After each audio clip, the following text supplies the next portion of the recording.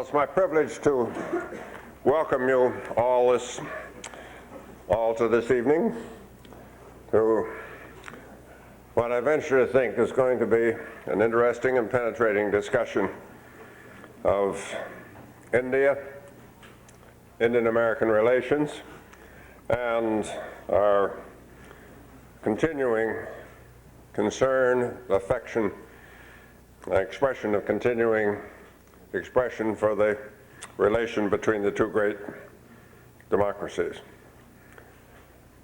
I'm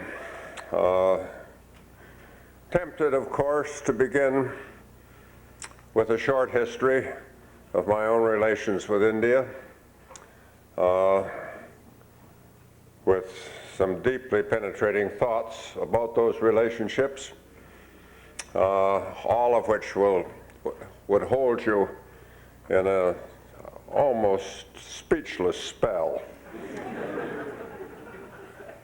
I'm going to forego that pleasure for you, as well as for me, and welcome our two ambassadors, Ambassador Ray, Ambassador Clark, and ask that you give your attention, first of all, to my colleague in the service to India, a most distinguished American diplomat who will begin this discussion. I call it a discussion because we're going to have ample opportunity for questions and answers, but no opportunity whatever for long speeches from the audience. I realize those are a Kennedy School tradition, and I belong to the many who are seeking to break that tradition. We will have, however, as I say, ample opportunity for questions and brief observations, but not for long, tedious, repetitive speeches from any of you. Thank you.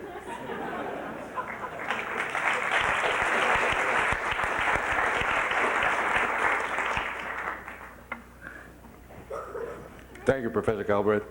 One thing about following Professor Galbraith I can always count on, and that's pulling the microphones down to where I am. I am pleased for two reasons tonight. One is that I am here in 1995 and not in 1989 when I went out to India, because I doubt we would have filled this room and those floors up above in 1989 to talk about the economic liberalization and the prospects for progress in India. Second reason I am thankful this evening is that I get to speak before Ambassador Ray, and you will understand why when he starts to speak. The economic reforms that took place, are taking place in India today, have a history that goes back a bit.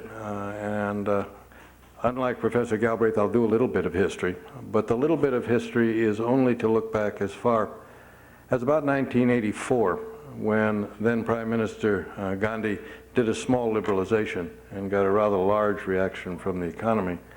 This worried him a little bit, and it worried many of the theoreticians in the Congress Party. And by 1989, just before I got there, the campaign was run almost against the 1984 liberalization. And so you could say almost that Rajiv Gandhi ran against himself and lost. But the seeds had been planted, and when I arrived, and I must say I arrived after the election, I was sworn in on the 22nd of November of 1989, and the elections were on November 26th.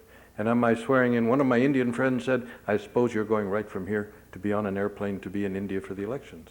And I said, "Oh no, you misread me terribly." And he was, I think, slightly affronted, but he said, why don't you want to be at the elections? I said, "My dear, if I get there before, anything that happens can be blamed on the foreign hand." I arrived afterwards. The new Prime Minister was VP Singh, Janata Dal, And the first thing he said to me was, we have to liberalize the economy. And then he got caught up in the Mandel report, and liberalization sort of went glimmering. The next prime minister, I had the privilege of dealing with 3 prime ministers. The next prime minister, of course, was Chandrasekhar, who was not prime minister for very long. And he told me, after he had decided to leave his chair, that whoever sat in that chair would have to liberalize the Indian economy, which is a very interesting statement from Chandrasekhar, who is a very firm socialist and was much given to the Nehruvian model, even though he was not Congress at that time. The next prime minister was P.V. Narasimha Rao, and he was the fortunate beneficiary of a plan that Rajiv Gandhi had put into place before his tragic assassination, and that was to plan for liberalization. And Narasimha Rao picked up the plan and picked up the planner, Manmohan Singh, and has been putting it in place ever since. Now, we can talk a little bit about the elections that just took place, the ones you've had 2 sets of them now since last December, and what that means for liberalization. But I thought I would talk about why India looks like a country that will move and move rather quickly, because that is not the common wisdom, or was not the common wisdom in the United States up until about a year or 2 years ago. And the reason for the change, I think, is rather simple. One, people have realized that there is a country that is, one, a democracy, which has always been a drawback in trying to take draconian measures, but a plus in trying to take measures that are lasting. 2, it has a rule of law, which we are finding in another large developing market can be a good bit of difficulty if you're trying to develop contracts and have them protected. I tell people the downside of that is the rule of law is that India, like the United States, has too many lawyers. But you can't have everything, so we'll settle for the rule of law. You have a very well-educated middle class and a consumer class that is estimated at somewhere between 180 and 200 million by standard terms. If you do what is called the Ristrach middle class or consumer estimate, then you get about 550 million, or about 2/3 of all of the households in India. Take all of that together, and one has to say that all of the elements are there for rapid progress. Now, what stands in the way of rapid progress in India? Part of it is India, the society. It is resistant to change in a number of ways, although the new entrepreneurial, or the new middle class, is not resistant to change. In fact, is moving it forward. The socialist model that was developed, the Nehruvian model, had a underlying theme, and that was that all policies had to go toward the benefit of the most poor. Unfortunately, you stopped a lot of very good schemes because they didn't initially benefit the most poor. And I think we're getting around that a little bit now. Third, a jobs program, but that I'm not going to get into, and I don't think the government of India is going to get into that for a while. But when you look at India and put it up against 2 other more or less centrally planned economies, and I think it would be a great stretch of the imagination to say that India's economy was centrally planned, but nevertheless there was an attempt to have it centrally directed.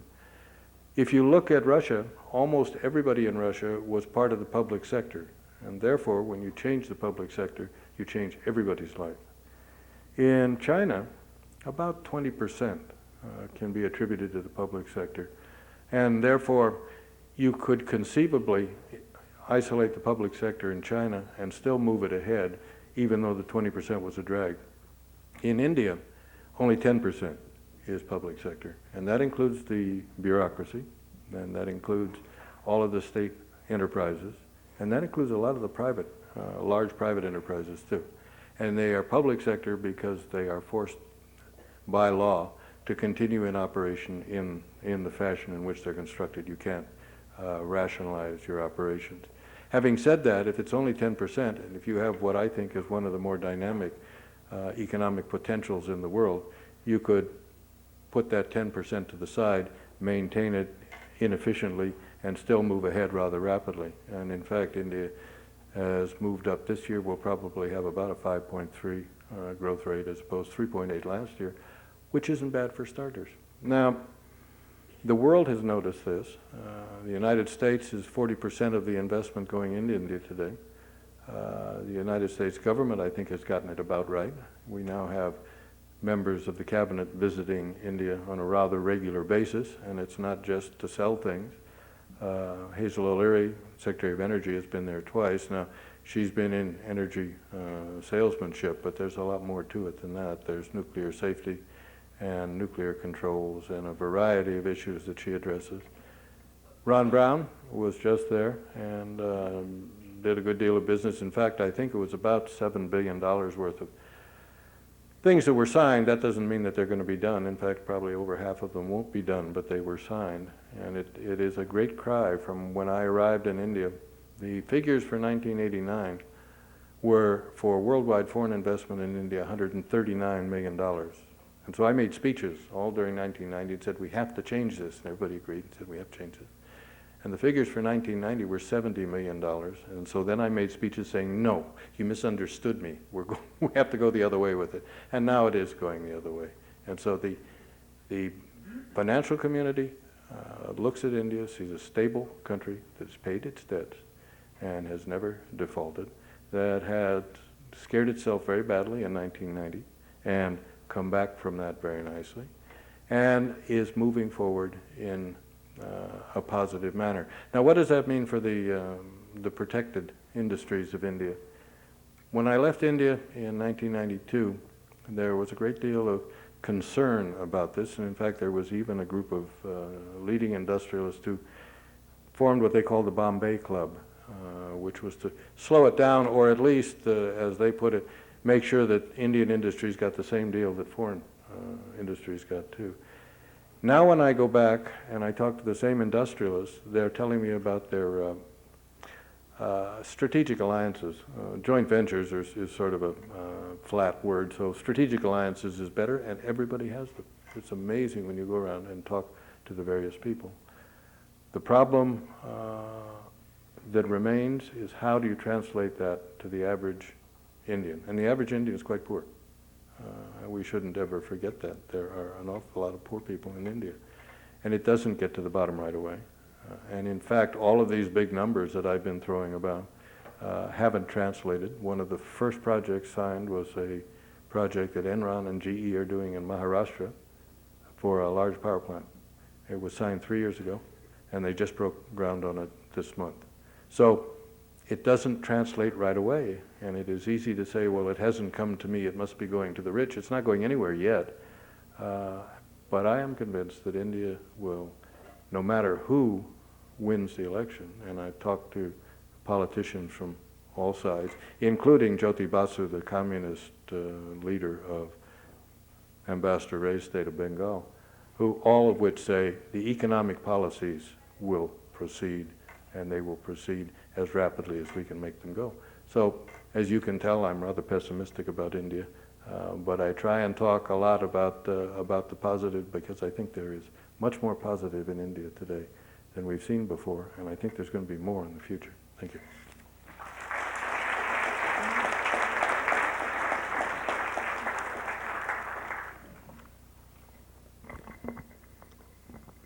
Thank you very much, Bill. We will be back to you for more discussion, more answers later. And now it's my pleasure to introduce the ambassador from India to the United States, a man who is in a most distinguished tradition. India has sent a series of extraordinary individuals to represent that country in Washington. I think of a whole range of friends, which would perhaps take too long to mention. But I think we have had nobody who was more deeply a part of the Indian community. A long series of services in Bengal, chief minister, an extraordinary family situation growing out of a not only numerous but numberless legal associates in one role or another, and on to a variety of other responsible positions, and now as a member of the Indian cabinet, India's ambassador in Washington. This is a pleasure indeed to introduce now the ambassador from India to the United States, and perhaps we might all give him a special welcome.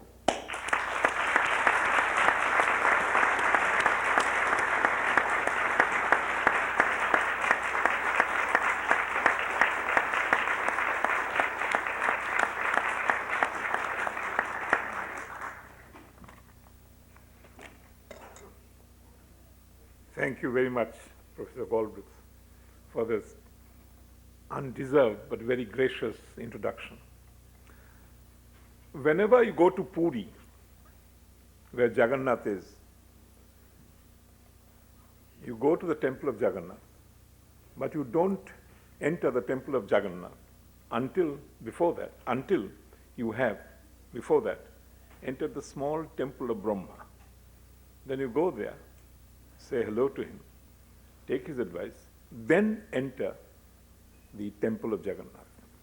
Whenever I come to Harvard, before entering the main temple, I go to the temple of Brahma here, a pink house, and I go and see Professor Galbraith and pay my respects to him.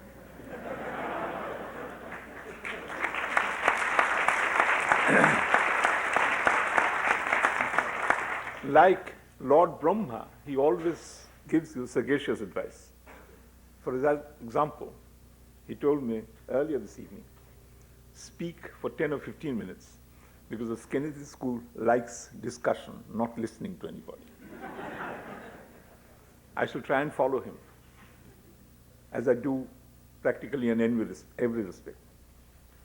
He's considered by many of us, at least certainly all of us in India, as being one of the world's most distinguished ambassadors.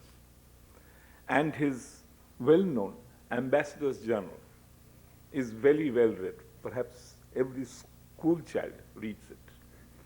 Now, he's given a very good thing there. He said, quote, "A good diplomat is an articulate man who articulates only what he is told."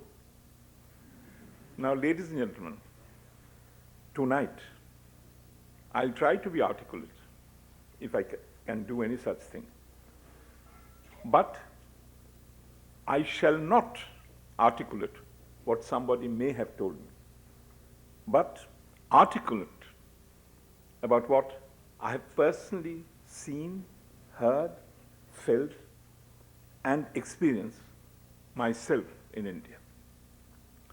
I am one of those idiotic persons who loves joining elections whenever elections are called.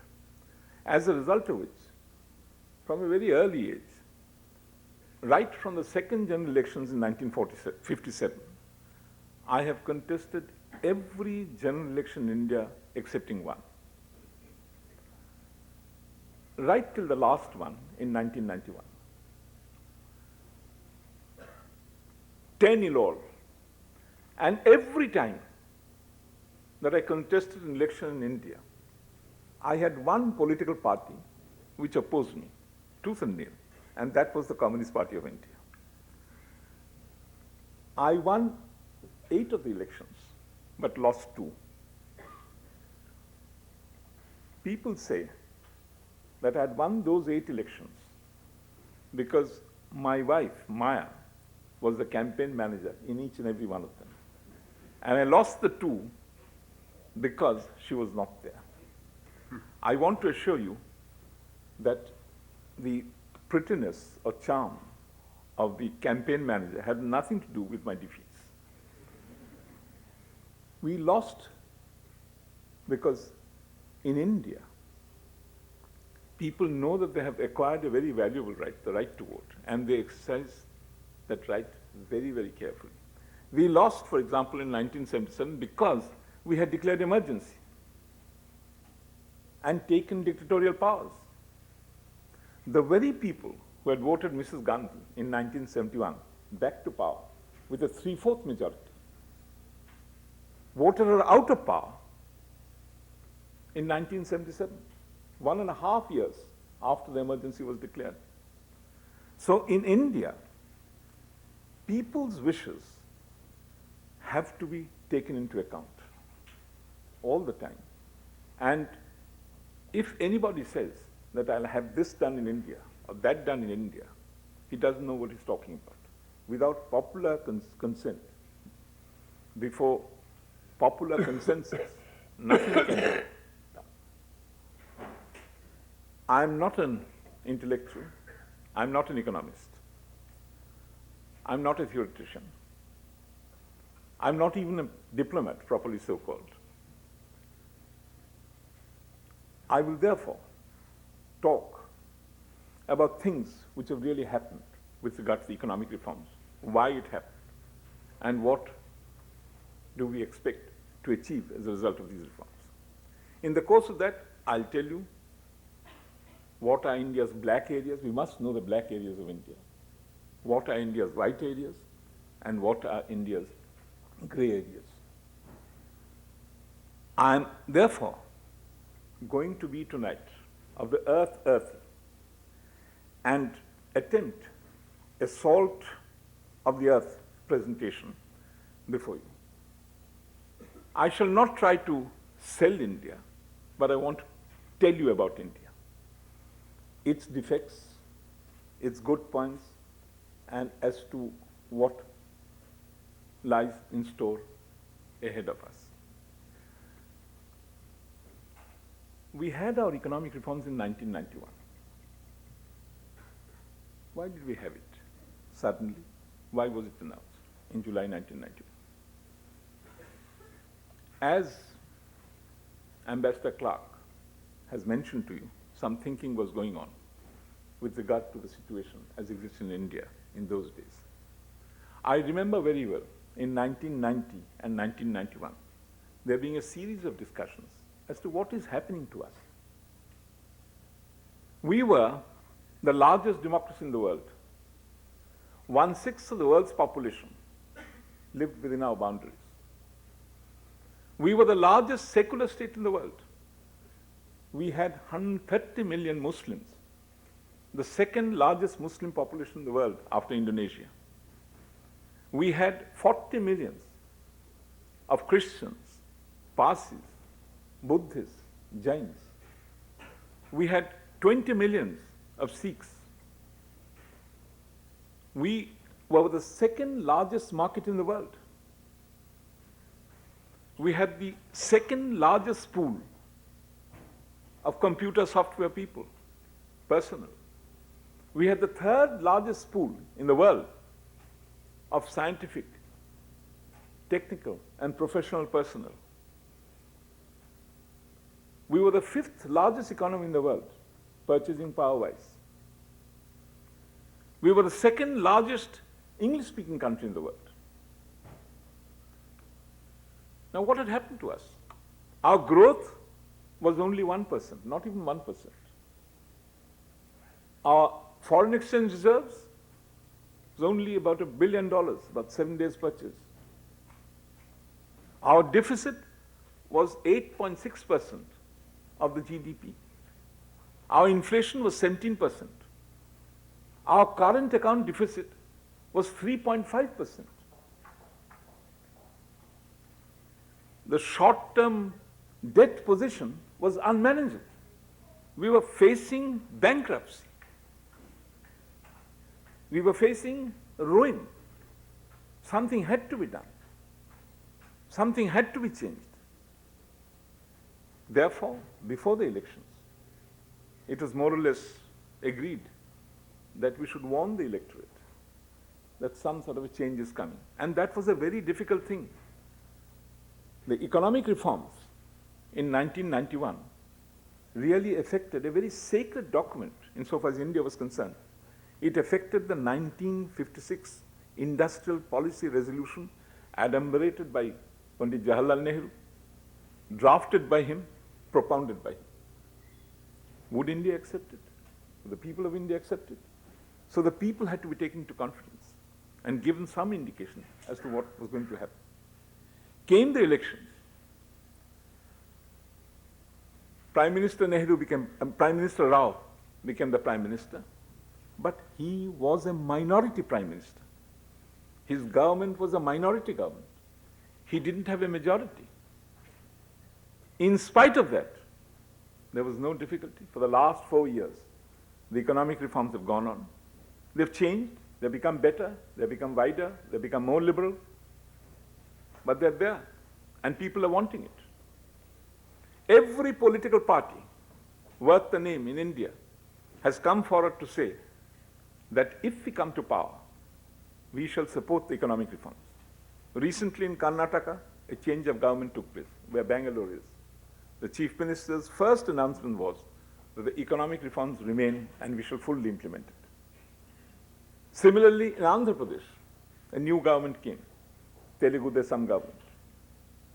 N.T. Ramarao, the Chief Minister, announced that I shall implement economic reforms and the policy will not be different. In Maharashtra, there's going to be a change of government, it appears, I don't know, but perhaps already it has changed. But the leader of the party that may come to power has already announced that we are not going to tinker with the economic reform. The economic reforms will be implemented. The Chief Minister of Bengal, who belongs to the Communist Party, has announced economic reforms have to be implemented. So there's complete consensus with regard to these economic reforms. But we have problems. We have very serious problems. And these economic reforms have to be successful. We have 875 million people. At least in 1991, we had 875 million people. Now perhaps it's 900 million people. Out of which people say 300 million, I think the right figure would be 200 million to 250 million who have become middle class. Very well, we have 250 million people as middle class. But we have at least 285 million people who are below the poverty line, the Indian poverty line, which is $5 to $7 a month. But some may say it's possible to deal with people below the poverty line, possible to deal with the middle class, perhaps yes. But what about the other 400 millions? We have another section of the people who are neither middle class nor below the poverty line. And they are the most volatile. I've gone through 10 elections. I can say this with confidence. These 400 million people who are neither middle class nor below the poverty line are the most volatile people, are the most vulnerable people. You have to look after their aspirations, their dreams, their hopes, what they cherish. This is number one. The tremendous black areas that we have, you have to deal with these areas. Number two, we have reservation. We have affirmative action ever since the commencement of our Constitution. By various articles in the Constitution, Article 334 and onwards, there are special provisions for the scheduled castes, the scheduled tribes, the backward classes. There's affirmative action. There's reservation for them in Parliament, in the Assembly, with regard to employment, with regard to services. All that will come to an end in the year 2000, because our Constitution provides, under Article 334, that this reservation will end 50 years from the date of the commencement of the Constitution, and that will expire on the 26th January 2000. We have exactly 5 years to deal with this tremendous situation which is waiting us, a tremendous problem which is waiting us. 400 million, neither middle class nor below the poverty line, 285 million below the poverty line, and those who were beneficiaries of affirmative action about to be told that the Constitution now says you can't have affirmative action. So these are very serious matters. Economic reforms, of course, people are saying good things about it. Economic reforms are going on, implemented. There are many things to be done. I'll come to that later on. But the success of any economic reforms requires a proper economic environment. You cannot have a proper economic environment without there also being a proper social and educational environment. Therefore, when you look at our economic reforms, kindly also find out a proper assessment of our economic reforms, whether they are appropriate social reforms, whether they are appropriate educational reforms. You cannot have economic reforms implemented really successful in any country where half your population is illiterate and 1/3 of your population is below the poverty line. So we have tremendous problems, and we shall deal with those problems. We are aware of those problems. And with that end in view, we have proceeded, I wouldn't say a voyage of discovery, on a voyage. We know what the destination is, but there has to be greater understanding of India's difficulties, India's problems, India's concerns, and of the situation which India faces. After our economic reforms were announced, we have had tremendous welcome from various kinds of nations, various kinds of people. Today, the United States has become our first trading partner. The United States has become our first investor. The United States has become our largest supplier of technology. There are, up to November 1994, 1,167 collaborations entered into between American firms and Indian firms. In 1993 alone, 1 year, 1st January 1993 to 31st December 1993, the total of approved investment in 1 year, 1993, is larger than the total investment of the United States in India from the 15th August 1947 till the 31st of December 1992. In 1993 alone, America's exports to India increased by 40%, the highest percentage of increase that you had ever had with any country. Our export to your country increased by 20%. These things are happening. In the last 3 years, over $17 billion have been invested. People compare us with China, rightly. China is doing extremely well. But kindly compare the first 3 years of China's opening up and the first 3 years of India's opening up. In the first 3 years of China's opening up, the total investment in China was only $708 million. $708 million. Whereas insofar as India is concerned, the total investment for 3.5 years has, as I told you, been of nearly $17.8 billion. Of course, there is indirect investment also, which you didn't have in China. Stock exchanges, we have 23 stock exchanges. But even in the matter of direct investment, the difference is there for anybody to see. So we shall have to persevere. We'll have to get on with what we are doing. And we have also to bring about various other measures from time to time. Liberalization doesn't mean that you liberalize once, and that's the end. Thereafter, nothing. Liberalization must mean you go on liberalizing as you get along. And this liberalization will continue in India and has to continue if our economic reforms really, in the end, has to become successful. These are the problems which India faces. I have been asked by Professor Galbraith not to speak more than 10 or 15 minutes. I think I've reached that limit already, almost. I would therefore rather answer your questions and try to get across to you with regard to other matters of concern which we have. Thank you very much.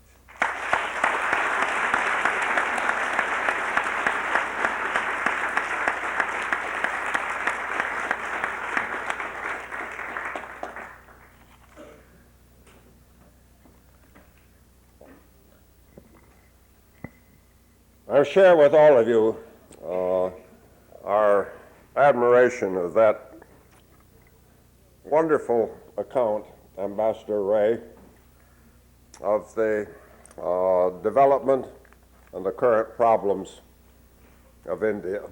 A wonderful exercise in exposition, and I must also add, in condensation. We're very much in your debt. I salute you, Ambassador Ray, as a fellow Bengali, because it was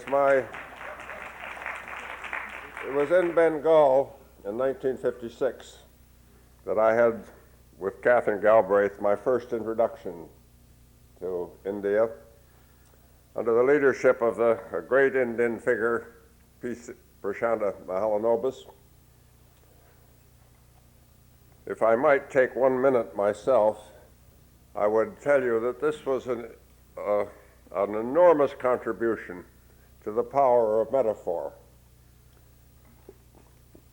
My wife and I were meeting with Prashanta Mahalanobis, Lord Khan of Cambridge, at a dinner in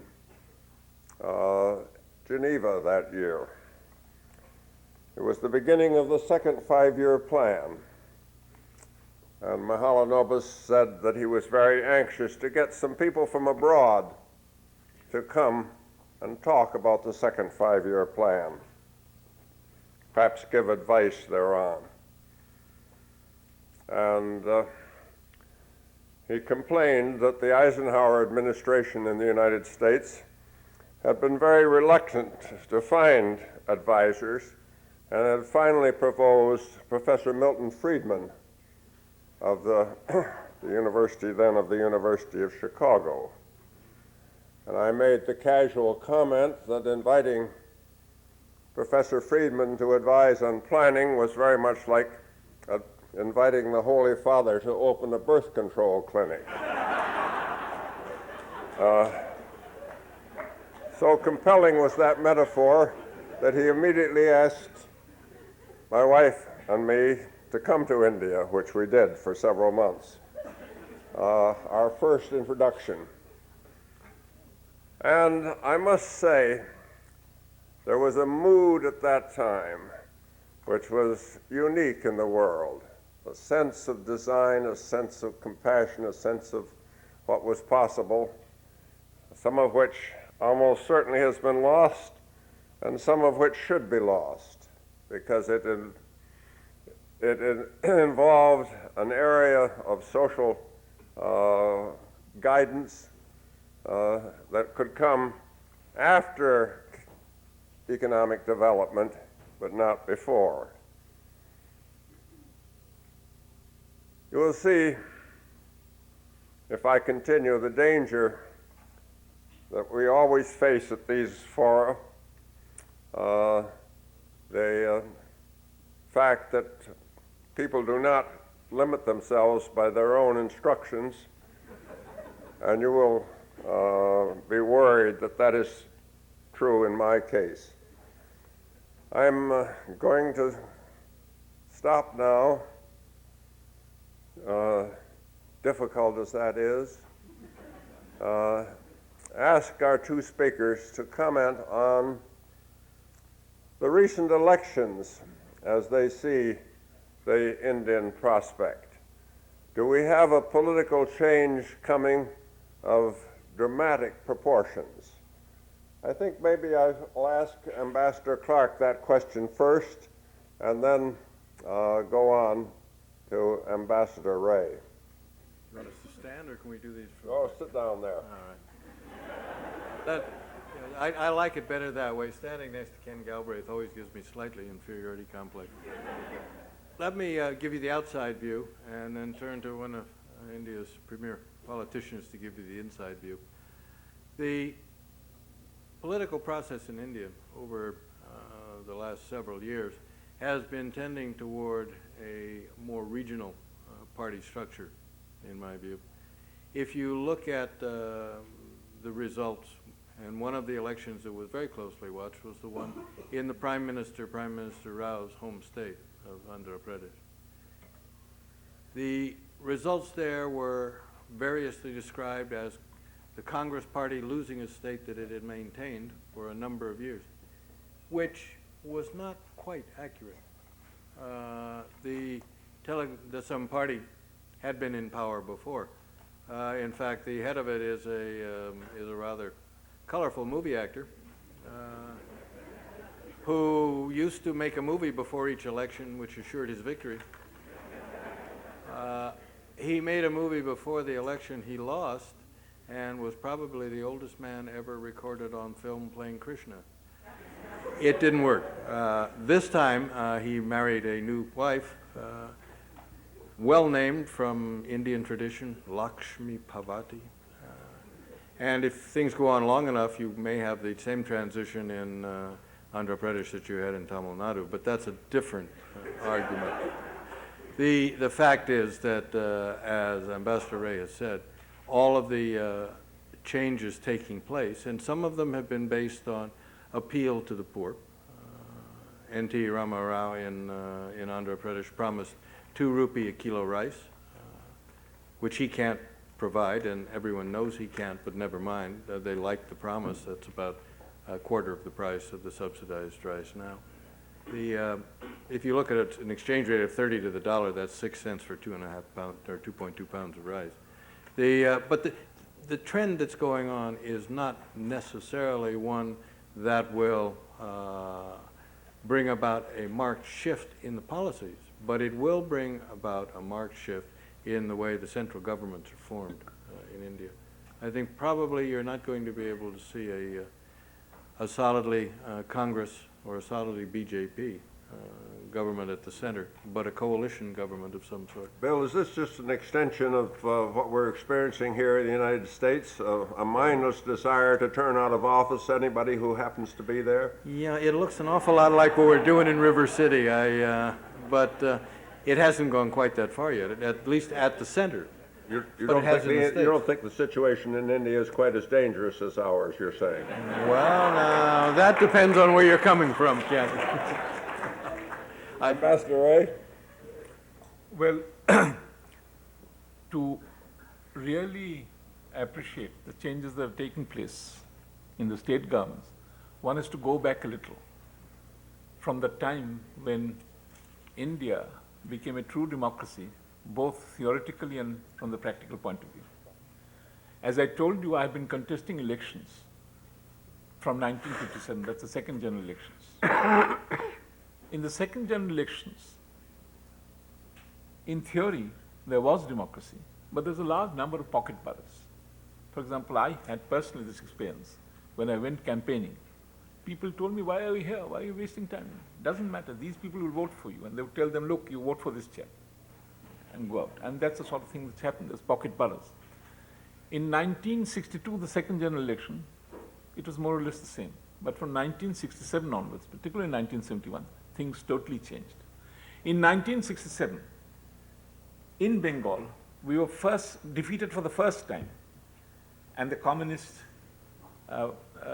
formed their first left front government, the United Front government. We were rather sorry, but then the other results came. And then we discovered that if you took the Punjab mail and came from Amritsar, where the train starts, and come to Howrah, which is its destination, you will not come across a single Congress-ruled state. All the states were gone. But yet Mrs. Gandhi became the Prime Minister in the federal elections which were being held at the same time. We have seen this in India from time to time, that state elections are held on the state issues, on local issues. But when central elections are held, they're held on different issues altogether. So, judging from the results that have taken place up till now, there is certainly a desire to change state governments at every level. For example, today, in the state of Gujarat, the BJP has come to power and the Congress has gone out. But in the state of Orissa, the Congress has come in and the Janata has gone out. There are 26 states in India, out of which the BJP now controls Delhi, Rajasthan and Gujarat. And perhaps they will partly control Maharashtra because their coalition may win. The Janata had Karnataka only, Karnataka and Orissa, but Orissa is gone. It's come to Congress. The independence parties have Tamil Nadu, only a AIDMK, only Tamil Nadu party. Andhra Pradesh, Telugu Desam, only a Telugu party. In Sikkim, a local party has come to power. So you have parties having 1 state, 2 states, 3 states, or parties having only 1 state, nothing else. Then you have parties having more than 1 state. CPIM has governments in Tripura and in Bengal. They have 2 states. A faction of the Janata, not the Janata party, a faction of the Janata, they control Uttar Pradesh and Bihar, 2 states. In this way, parties are distributed all over India. There's complete non-discrimination. Congress now is in charge of, it seems, after losing Maharashtra and gaining Orissa, in charge of 14 states. So now, before the 1996 central elections, they are due anytime, April, May 1996. We see that we have 14 states under the Congress, 3 states under the BJP, 1 under Janata, 1 under AIDMK, 1 under Telugu Desam, 1 the Sikkim Hill Party, and it goes on. Apart from 26 states, there are 7 territories. They're also there. So it would be very difficult to say really as to what's going to happen in India in the 1996. But, sir, perhaps it would be a proper guess to say that the sort of absolute majority governments that you had in India, perhaps for a decade you won't see that again. A party coming to power with an absolute majority in Delhi. If the Congress is defeated in the elections are next year, aren't they? If the Congress is defeated, will the reforms continue? Reforms will continue, but that there is no doubt. On 3 issues, there's no difference whatsoever between the various political parties. Number 1, economic reforms. Number 2, Kashmir. Number 3, NPT, the nuclear program. No difference. Do you agree with that, Bill? I couldn't agree more. I really do. That is, there'll be some rhetoric around the liberalization, but it'll go forward. There won't be any rhetoric around the MPT or Kashmir. I have one other question. This liberalization in India, as in other countries, is a very uneven thing. Something that, as we've seen now in Mexico, that can have a particularly adverse bearing on the poorest of the people, including in India some millions. Is there a threat in the liberalization to the longer-term stability of Indian political and economic life? This is a question to both of you, but I'll begin with Ambassador Ray. I think India's future stability depends very largely on the proper and successful implementation of the economic reforms. You had seen certain things happening in Mexico. We have no quarrel with Mexico. We are friends with Mexico. I'm sure Mexico will get over its problem. But there's a tremendous difference between what happened in Mexico and what happened in India. In India, for example, in 1991, before the 1991 elections, we had seen that our current account deficit was 3.5%. It has to be brought down. Today, our current account deposit is about 1%, even less than that. We had seen that the short-term debts had become unmanageable. We have dealt with that. And now our short-term debt is roughly 4 or little less % of the GDP. We have made the rupee freely convertible in the trading account. We have made the rupee freely convertible in the current account, following every standard laid down by the IMF. But we have not deliberately up till now made the my question is really to the people that are left out of this process. There are 100, 200 million people who are still impoverished, and to whom the liberalization doesn't touch. Is this a serious political threat in this longer run? As I tried to say earlier, that no liberalization can succeed without proper social measures, without proper educational measures. That is the reason why I said that. You have to look at the position not only of those who are below the poverty line, but also those who are neither this nor the other.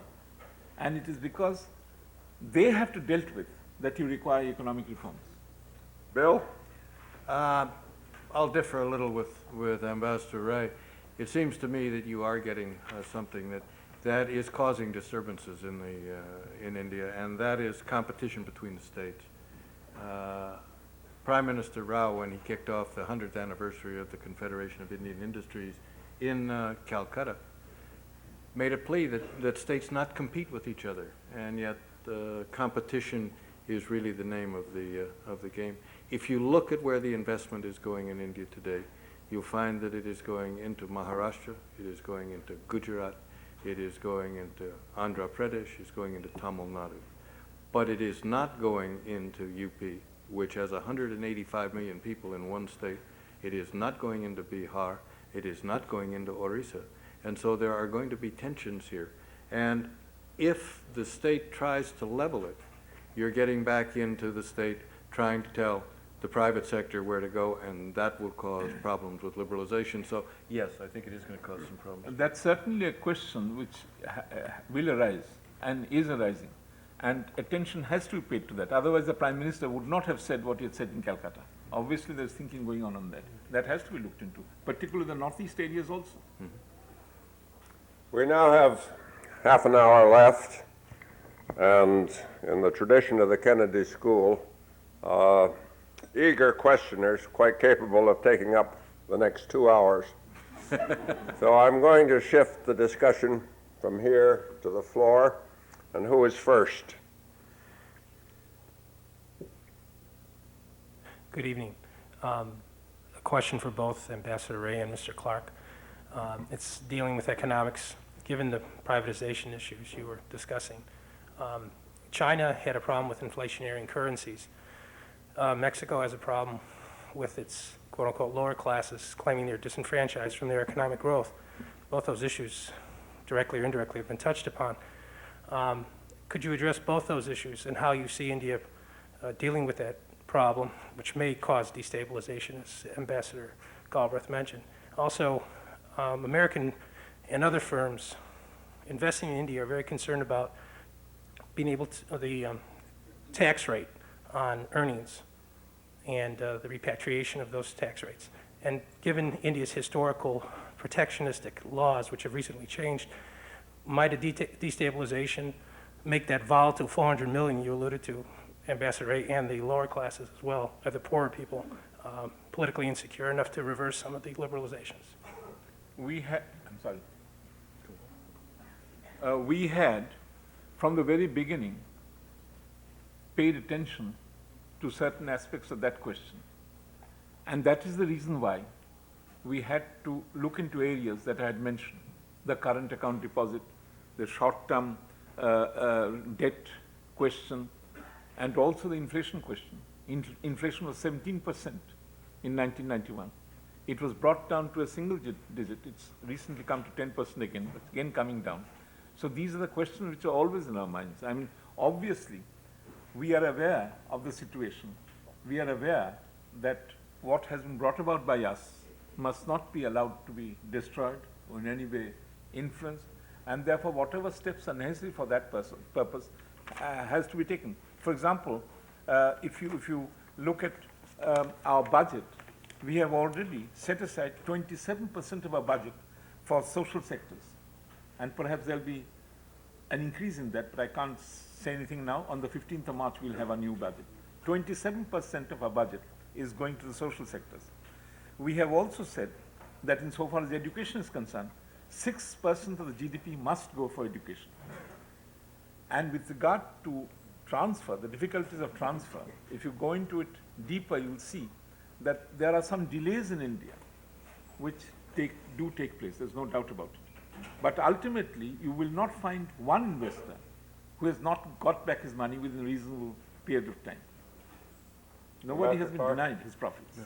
If I can, I agree with that. I think the rate now of inflation is given by the government at 10%. I think that's probably a lowball figure.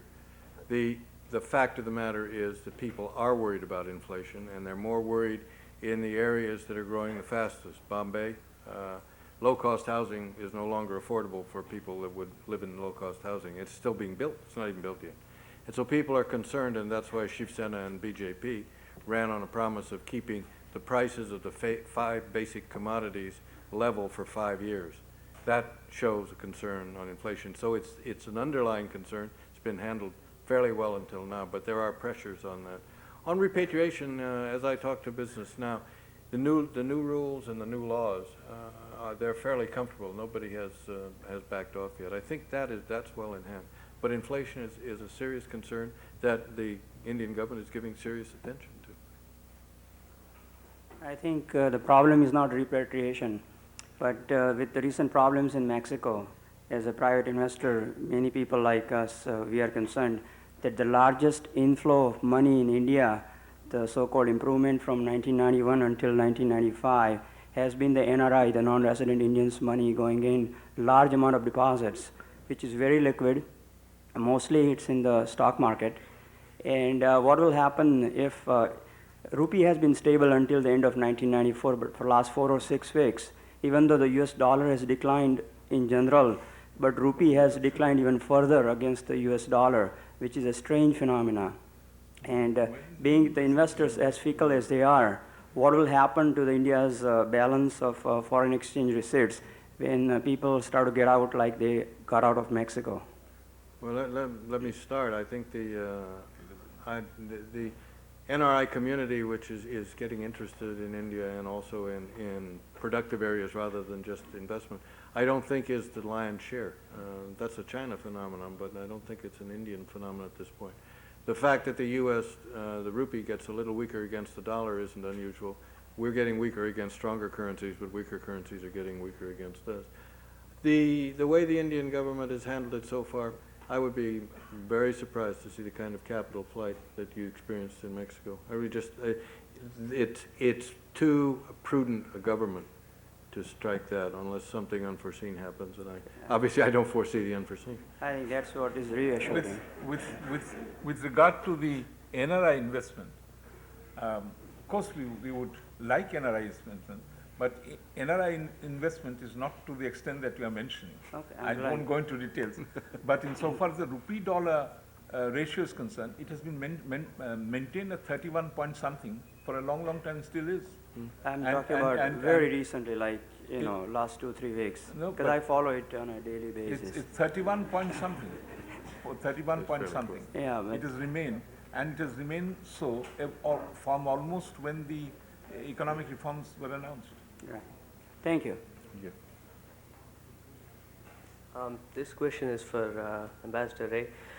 Given that there happens to be a huge parallel underground economy in India, the size of which is estimated at about 100,000 crores, which is roughly equal to the GDP, and the amount of underground gold in India is estimated to be equal to about 20 times foreign debt. So given that it's also, black money is also a legitimate, it's also a usual way of doing business in India, what measures is the government taking to try to bring this back into the mainstream? I mean, I don't know whether your facts are wholly correct, but I won't deny. But I won't deny that there is not illegal transactions in India. But if you go into details, you'll find ever since the economic reforms, this how the transactions have gone. They don't happen anymore because there is no difference between the official rate and the non-official rate.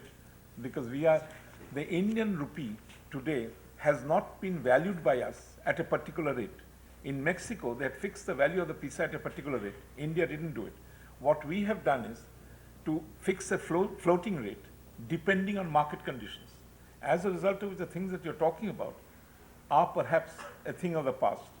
Not wholly, but certainly substantially.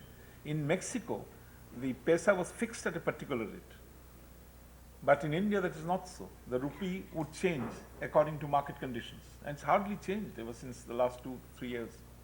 But I think one of the points the question goes to is there is a need for tax reform in India if you're going to do away with all of the black money that's running around, and that's going to take time. And when you talk about property taxes or a VAT, governments fall rather quickly on those. Well, not having any experience of black money in India, I submit to Mr. Ambassador.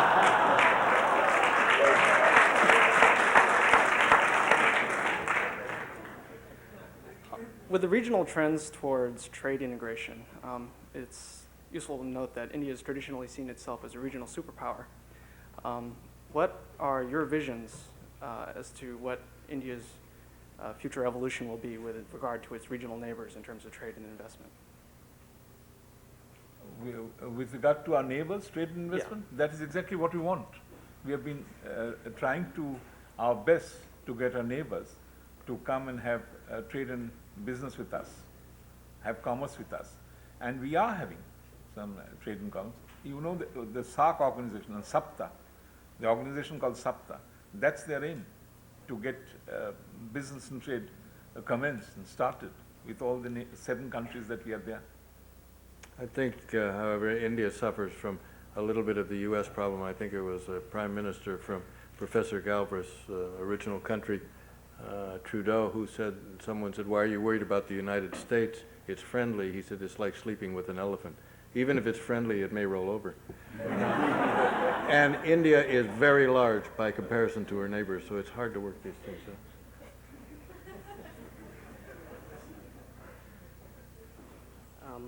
Hello, Ambassador Ray and Ambassador Clark. Both of you have averred that India's reform process will go forward despite any difficulties that it may face. However, neither of you have yet claimed that there could not be an event or a series of events that could significantly set back the reform process. Given such recent events in India as the Bombay stock market scandal, the growing popularity of the BJP and the Shiv Sena, who at least overtly claim that aren't as supportive of the reforms of the Congress Party, and separatist movements in Have some you got a question? Yes, I've What's asked the it. I'm question? just expanding on it slightly. Just take a moment more. Why don't you say, do you agree or disagree? The question is, given the uncertainty, and especially having seen recent examples as China and Mexico, can you try to foresee the unforeseen and predict a series of circumstances that might significantly set back the reforms? What will it take to hurt the reforms? What is your own view? What is your own view? Can you foresee any such circumstances? Well, You were talking of the stock exchange, the Harshad Mehta scandal. right. Well, what has happened in Singapore is 100 times more than what has happened in Bombay. Has Singapore collapsed? Is there any chance of Singapore collapsing? Or for that matter, the British economy to collapse because Bearing Bank is gone? If you have a large stock exchange, we have 6,800 listed shares. We are the second largest, we have the second largest number of listed shares in the world. We are the second largest industrial securities in the world. If you're a large number of shareholders, and if you're a large stock exchange, a scandal here or there may or may not take place, but that won't upset the entire thing. It goes on, and it's as stronger as ever before. Ashok, when you worked with me, I thought I told you, never ask a question you don't have the answer to. Let's have a question of incomparable brevity. Thank you, Chair.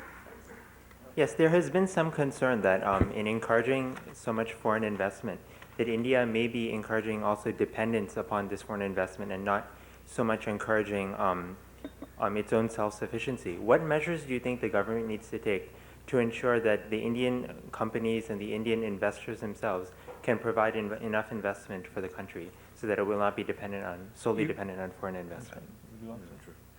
No, that is always an argument that comes up, but I think today you have to look at the Indian companies as well, because the foreign investment isn't totally foreign. In other words, Indian companies are going to the Euro market and to the US market to raise capital, something they didn't do 5 years ago. This is capital they will be using, they will be repaying. I think it is not, at this point, an argument I would worry about. The Indian companies are doing rather well on this. It's a very nice blend at this point in time. There's not that much. Having said that, there is always the underlying concern in India, I think, that the John Company will come back. I can't think of a country today that's run by a multinational, but that doesn't mean that the concern isn't there. You must have also noticed. Because I think that's fair to say, Dick, that Bill.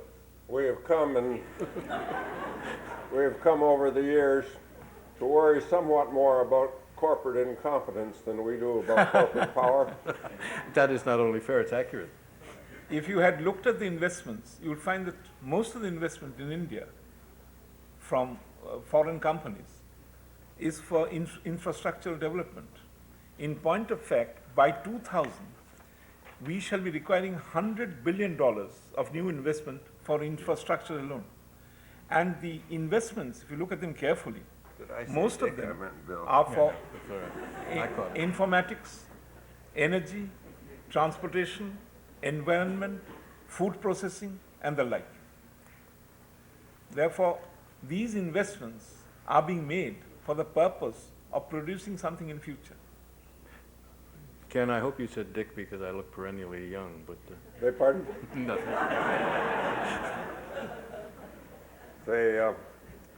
I hope you know, nobody noticed that I promoted Bill Clark to Richard Clark. These names make very little difference.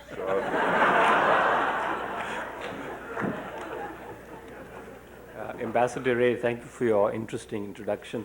I'm absolutely astounded to hear about your consensus on Kashmir. How does that, given that there are 600,000 Indian troops in Kashmir, given the massive human rights violations which have been decried by the international human rights agencies, given repeated calls by Pakistan to come to the negotiating table, how does that square with your claims as a Democrat and India as the world's largest democracy? I have not followed your question rightly.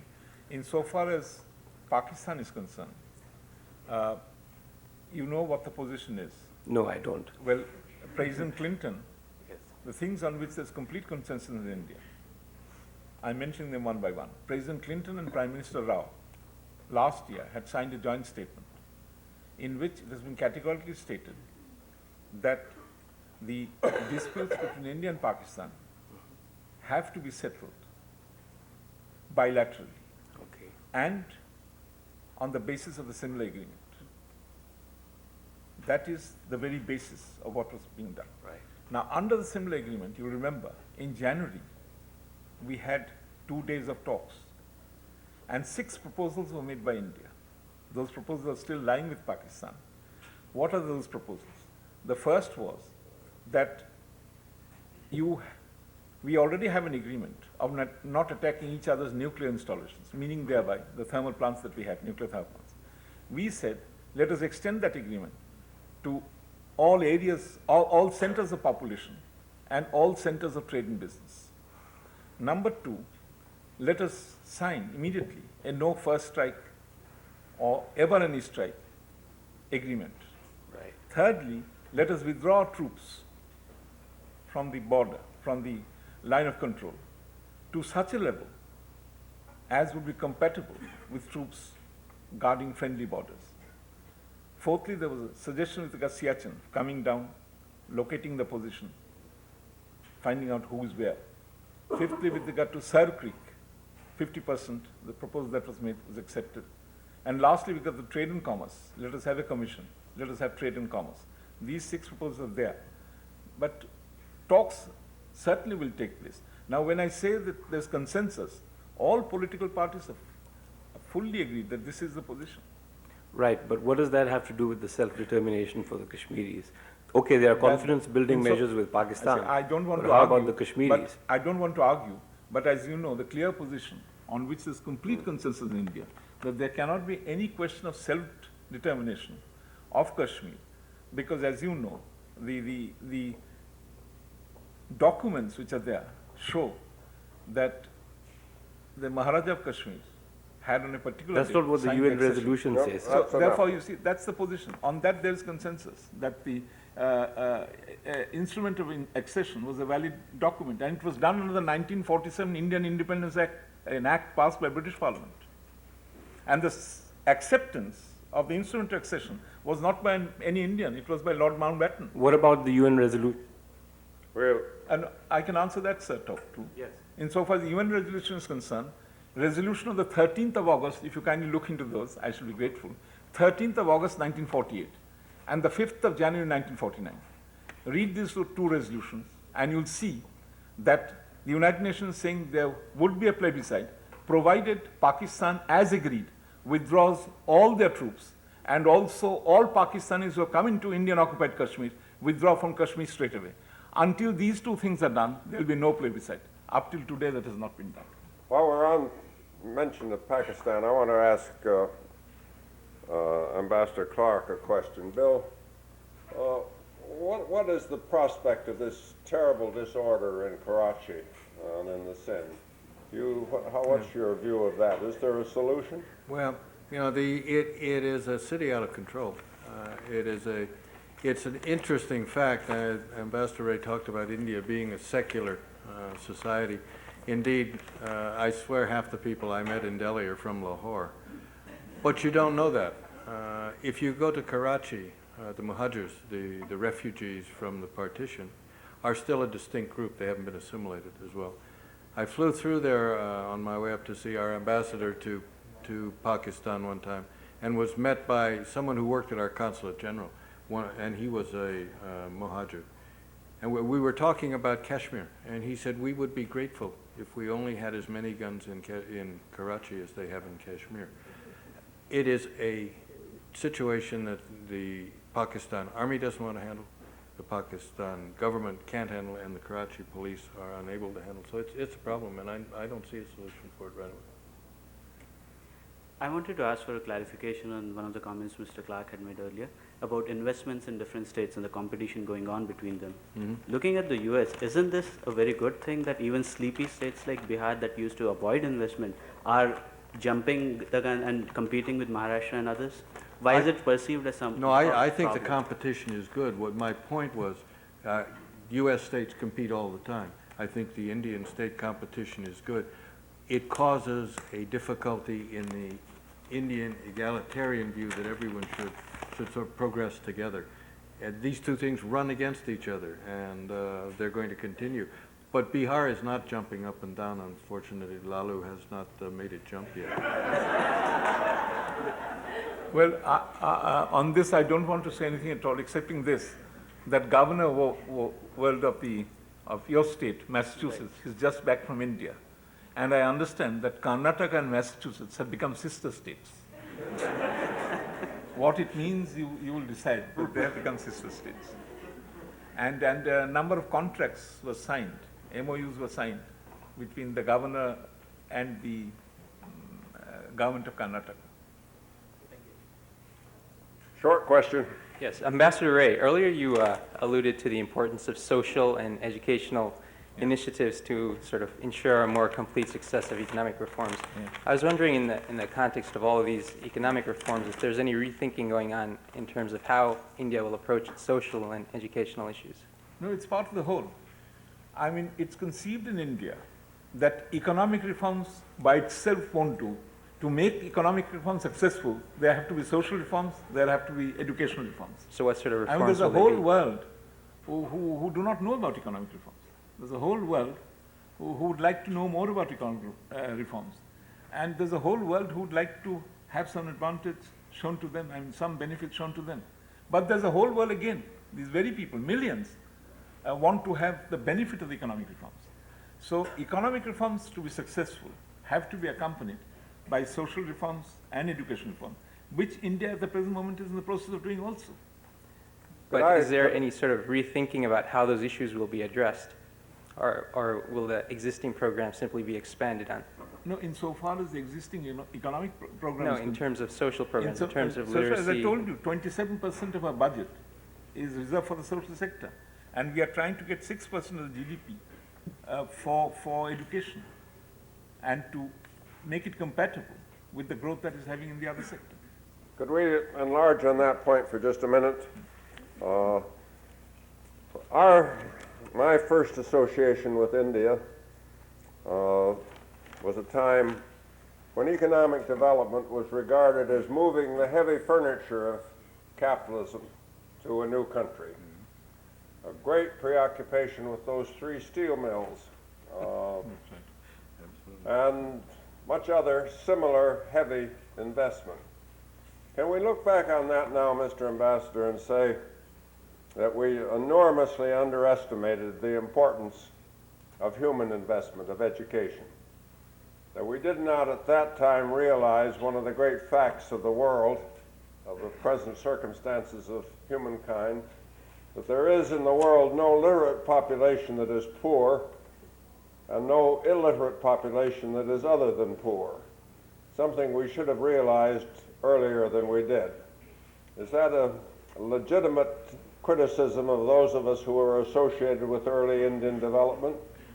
Well, you must be very cruel if necessary. Professor, you must have seen how it has improved recently, that there is a tremendous connection between literacy and population control. If that sort of thing had been really attended to earlier, perhaps we might have been able to control our population, the growth, better than we have. You must have seen Professor Amartya Sen, for example. He has brought out something on that. In Kerala, female literacy is nearly 10%. In Kerala, literacy is over 90%. It's one of the fastest growing states. And at the same time, birth rate of growth and birth rate have come down to 0. Literacy goes up, birth rate comes down. And we see this happening in Goa, in Kerala, in Tamil Nadu. We are seeing this decline in the total fertility rate. The total fertility rate has fallen from 3.6, fallen to 3.6 from 4.5 in 1981. And in Goa, Kerala, and Tamil Nadu, the fertility rate is already at or below replacement rate. And literacy is playing a very important part in this.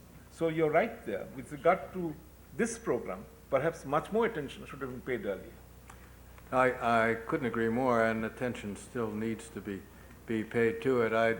Literacy, yes, but literacy among the female population, which is always the last to get educated. India's education budget is still split a third, a third, a third. A third primary, a third secondary, a third university study. That's not the way you normally structure a budget. It needs to be looked at. Those of you that are interested in the problems, I will recommend a book by someone who's just down the river here, Marion Weiner, who wrote a book called The Child and the State in India.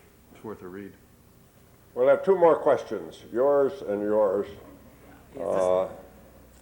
We have to have some gender concern here. All of the questions so far have been masculine. We must have one. We must have some semblance of gender equality here. Yours and then yours. This question is for both speakers. Ambassador Ray, as you had mentioned earlier, with economic liberalization in India, the comparisons with China are inevitable. And it seems to me that whether India wants it or not, we will be locked with the Chinese in a race to become military, political, and economic superpowers in the next century.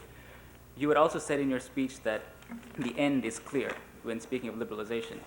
But you were not quite precise in that. I was wondering if you could please elaborate India's vision of itself in the next century and what you see long term, and what is the current political consensus for that?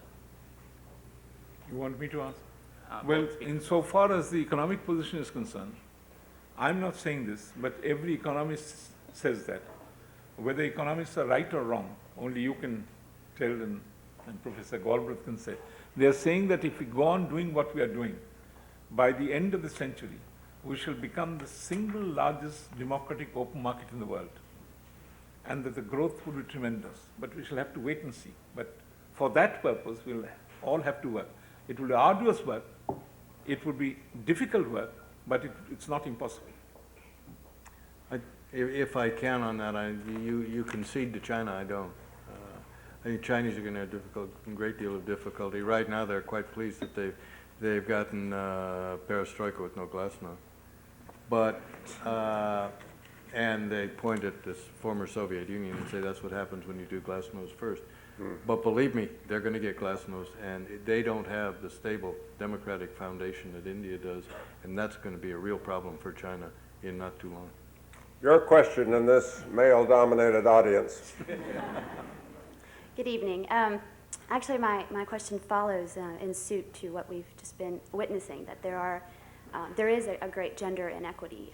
When we talk about economic liberalization, and in regards to India specifically, when you look at the productivity that is usually unrecognized, there are often the hands of women that have produced much of the goods that India then is exporting. My question is, in terms of the liberalization and the policies that the Indian government is beginning to reconsider, what emphasis is going to be placed on promoting policies that will encourage credit to be given to women, and not only at the level of establishing a policy, but actually at the level of implementing the policy at the local levels, where there is often a kind of a flippant look at the policy that is proposed by the central state. How will India face this challenge of not only encouraging policies that will promote credit to be given to women so that they can begin to establish small businesses, but how will they implement this in India, given the current social system? A very good question on which to end. You must have noticed in the last 4 or 5 years, some very special measures have been made to put women, not only in the basis of equality, but to put women in positions of power. For example, one of the most important things required in India, both for improvement in the social sector as well as in the education sector, is to strengthen the local councils that you have in the rural areas, in the districts, the Panchayats. You know, the Panchayats have now become the most important instrument of governmental action because a lot of power has been decentralized. All power has now gone for development and other things to the Panchayats. Now, the law of Panchayats was changed 4 years ago, and you know, in India today, every village council, every Panchayat council, every district council that is being elected by law, 33% of the members must be women. These are reserved for women, and they're coming in. In the legal profession, in the legal profession, in the medical profession, in the engineering profession, you will see women everywhere. Take our Air Force. Must have noticed that after a long time, we have done what we should have done perhaps years ago. 14 pilots joined our Air Force, and they joined the Air Force. If you fly in India from one place to another, in the private sector or in the public sector, Indian Airlines, you will see women pilots taking you from one place to another. I must confess, long years ago, I suddenly heard a voice, a lovely voice, announcing that we should soon be in Delhi. And the voice did not seem to belong to anybody belonging to my sex. So I immediately called the air hostess and said, what's happening? I said, the person who's taking you there, the pilot, is actually a woman. I confess, I felt very nervous. But the, but the landing was perfect. Landing was perfect, and everything was great. And I end by saying something which is typical of India. The other day, sir, I was rung up by a very important journalist in Washington. I did not know him very well. And he said, Mr. Ambassador, I'm ringing you up because we have made a survey of ambassadors in Washington, and I see that you are in a very special category. I was very nervous. I had done nothing wrong. I had acted as I was as well behaved as possible. What is the reason why I have been put in the special category? He said, Mr. Ambassador, you have the largest number of women holding senior positions in the embassy. Then I went, considered this, and I saw that was true. In the embassy, as you know, sir, the highest officers are the ministers, then councillors, then first secretary, second secretary, and so on and so forth. I have 6 ministers, out of which 3 are from the Foreign Service. Each and every one of my ministers in the Foreign Service is a woman. Here is Nirupama Rao, woman number 1. She's 20 years ago, I'm not giving away her age, 20 years ago, she stood first in the civil service examinations, where men and women equally competed, out of 100,000 men and women. The person who stood 12th is my Minister of Commerce. Maybe I could Name restate is Meera Shankar. Yeah, let me try to restate that question one more time. Yes. I was trying to say all the 3 are right. women. And I think that's wonderful. That's wonderful. My question... And my head of chancellor is a woman. my councillor for economic reforms is a woman. I have 5. I had 7, but now I have 5. There are many of us. my question was looking at the issue of an individual who has an idea and wants to take that idea to fruition, who wants to go and develop that idea, often needs an investment, a credit, some source of being able to start. Small businesses are key to development and economic liberalization for India. And my question was, how are you going to promote and encourage this development along both gender, for both men and women? How are you going to encourage credit to be available to women so they can also go out and start a business or develop an idea that they have? When are you graduating and going back to India? You go back and see what happens to you. Everybody would be offering you jobs. It's a difficult issue, I know, but I think it's something Everybody to will look be at. offering Thank you you. jobs. Things are changing very fast. I have one final question, Mr. Ambassador, that is the right and privilege of a moderator. In India last November, I was impressed by a discussion of the problems of population control, and particularly that in Kerala there is now a stable population, something extraordinary in what used to be called the Third World. And that relates to the high level of education, high level of literacy, the respect that has been accorded to women. And much of this goes back to the last century, when a network of schools was established across that state by the Catholic Church, by the Church of England. Has the time come when we should now advise all Catholics that they have been the sponsors of the first successful population control program in this world? I won't press you for an answer on that. Obviously, the answer is self-evident. Let me tell you again, Mr. Ambassador and Mr. Ambassador, how privileged we are that you have been here at Harvard this evening. How good that we've had this really enlightening discussion following 2 very, very good statements, and how much we are in your debt, how much we hope that you will be back again with us in the near future. Thank you very much.